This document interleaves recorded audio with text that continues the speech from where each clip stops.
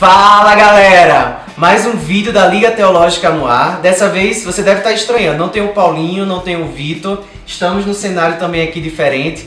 Mas hoje nós temos um convidado, o Ricardo. Oi pessoal, como é que estão? E nós vamos falar hoje sobre vilões. Será que nós estamos vivendo a era dos vilões? Mas antes disso, roda a vinheta!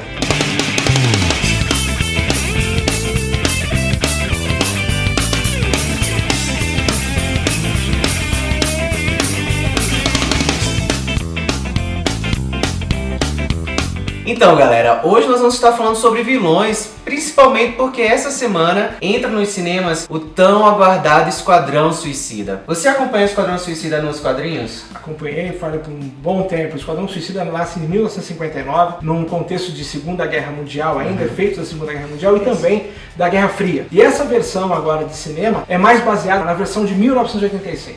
Inclusive essa versão, quem reúne o Esquadrão é também a Amanda Waller, que ela também vai fazer esse mesmo papel dentro do filme do Esquadrão Suicida, né? E nós temos outros personagens, talvez, que não sejam conhecidos pelo público de uma maneira geral. Nós temos alguns conhecidos, mas nós temos, por exemplo, a Katana. Ela tem habilidade de espadas, né? Ela foi treinada na arte marcial, na arte das espadas. Nós temos o Capitão Boomerang, que tem essa habilidade com diferentes boomerangs. Inclusive ele apareceu no Arrow e no The Flash na TV. Nós temos também aqui o El Diablo. Ele tem 3 versões nos quadrinhos, mas no filme vai ser usado a última e a habilidade dele é com fogo. Nós temos também a Arlequina. A Arlequina é um ícone, ela surge no contexto dos próprios quadrinhos de Batman, do asilo de Arkham e tudo mais. E o relacionamento dela com o Coringa. Nós temos uma expectativa muito grande, também para atender o público feminino. Nós temos o Pistoleiro. O Pistoleiro, um personagem importantíssimo e desde as primeiras versões de 59, 86, um personagem assim muito aguardado para que viesse para o mundo do cinema, né? Ainda mais agora porque ele vai ser interpretado pelo Will Smith. Fantástico ator. E nós temos também o Crocodilo, né?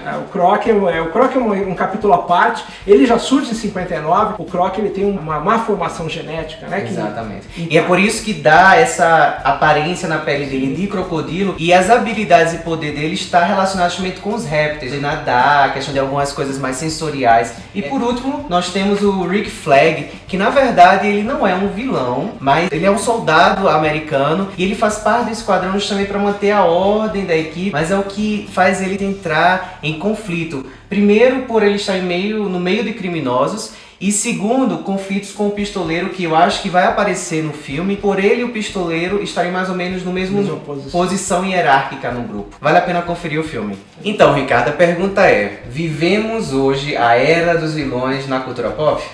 Sem dúvida, Farley. Eu acredito que desde o final dos anos 90 a gente já começa a ver essa questão dessa quebra de paradigma, dessa mudança, aquela antiga polarização entre o herói e os vilões. Exatamente. Eu acho que é justamente esse o ponto, né? Se nós pararmos para observar desde os desenhos animados até os filmes, hoje nós vemos que não existe mais essa ideia do herói que é 100% bom, do vilão que é 100% mal, mas nós percebemos que a sociedade, o entretenimento, ele tem buscado mostrar justamente isso. Há também coisas de ruim, de negativo no herói, e os vilões também, eles têm uma razão que os levaram a se tornar vilões. E isso facilita até a identificação do público com os personagens, independente de qual área da cultura pop que ela seja, né? É interessante também que se a gente for para psicologia, se a gente voltar lá em Freud, quando ele trabalha a teoria do aparelho psíquico, ele vai falar sobre a questão do id, do ego e do superego, né? E o id tem a ver com aquela questão dos impulsos. Já o superego é o controle, é a regra, é a lei, para que esses impulsos eles não sejam liberados.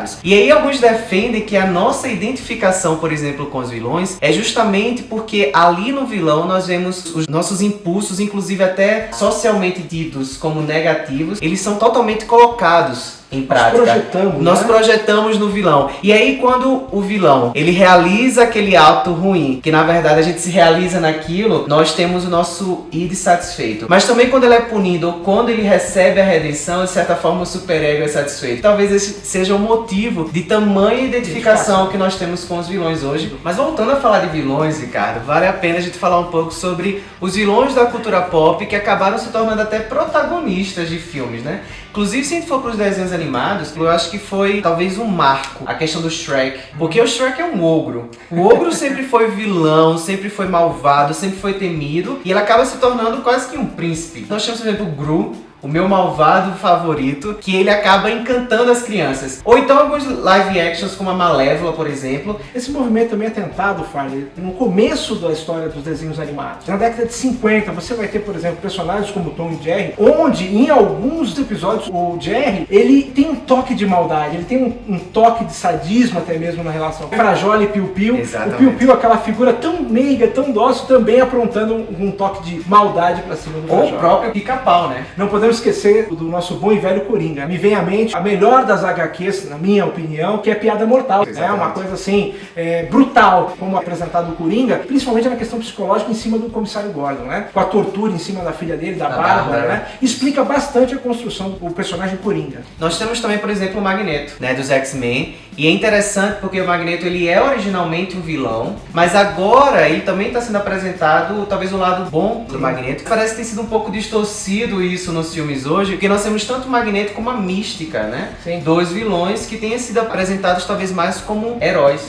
Walter White, de Breaking Bad, né? Um pacato professor de química que vive uma situação tão drástica na vida e que se torna um anti-herói, né? Um vilão amado pelo público, né? E falando de série, nós temos duas séries que estão no ar agora, que trabalha bem interessante essa questão de vilões. Nós temos o Once Upon a Time, que trata sobre os personagens infantis, mas de uma maneira bem diferente. Porque nós temos mocinhos que tem muita coisa má por trás, e nós temos os vilões, inclusive foi a temática de 2 temporadas atrás, em que são vilões que estão procurando o seu final feliz, ou vilões que são demonstrados como tendo algo de bom. Vilões, inclusive, que acabam roubando a cena e tendo mais simpatia do público do que os próprios mocinhos da série. Além disso, nós temos também Gotham. Gotham é muito interessante, acabou de concluir a 2ª temporada. Ela tenta mostrar a construção da cidade de Gotham, como surgiram os vilões, como surgiu o comissário Gordon, né? E nós vimos vários vilões adorados pelo público e nós conseguimos conhecer um pouco mais da história dele. Então, Ricardo, a pergunta que fica é: os vilões merecem redenção? Sem dúvida, Farley. Na Bíblia nós temos um exemplo de um grande vilão que acaba encontrando redenção. Um vilão sanguinário, né? Isso. O Saulo, que se torna apóstolo Paulo. Exatamente. E é bem interessante porque eu acho que esse é um bom exemplo da conversão, da redenção, da segunda chance, né? Paulo, no livro de 1 Timóteo, ele vai dizer: a mim, que anteriormente fui blasfemo, perseguidor e insolente, mas alcancei misericórdia, porque eu fiz por ignorância e na minha incredulidade. Contudo, a graça de nosso Senhor Jesus transbordou sobre mim, juntamente com a fé e o amor que estão em Cristo Jesus. Esta afirmação é fiel e digna de toda aceitação. Cristo Jesus veio ao mundo para salvar os pecadores, dos quais eu sou o pior. Então nós vemos aqui o reconhecimento de Paulo de que ele era o pior dos pecadores, mas que em Cristo ele encontra graça e misericórdia. Ele vai falar em outros textos que em Cristo ele encontra nova vida. Então, para qualquer pessoa é possível sim redenção, segunda chance. Esse é um tema complicado, principalmente na realidade de violência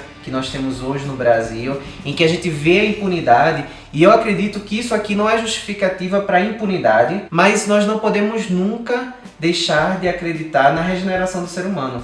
Nós não podemos deixar nunca de acreditar no poder de Deus de transformar vidas, por pior que seja essa pessoa. Até porque Lucas vai dizer que para Deus nada é impossível. Então, por mais vilão que seja, cremos que sim é possível redenção e segunda chance. E esse foi o nosso vídeo de hoje. Nós agradecemos muito, Ricardo, a sua presença aqui com a gente hoje. Eu que agradeço, Farley, o convite, o seu convite, agradeço o convite do Paulinho e do Vitor também, e a todo o pessoal que faz parte da Liga Teológica. Muito obrigado, foi um prazer. Mas é isso aí. Próxima semana, Vitor e Paulinho estão de volta aqui. Você continua acompanhando a gente no Facebook, no nosso site, aqui no YouTube. Se ainda não assinou, assina o nosso canal, curte o nosso vídeo. Deixa também seu comentário, tema que você quer ouvir, e nós vamos concluir daquela maneira como a gente conclui, né? Vamos lá?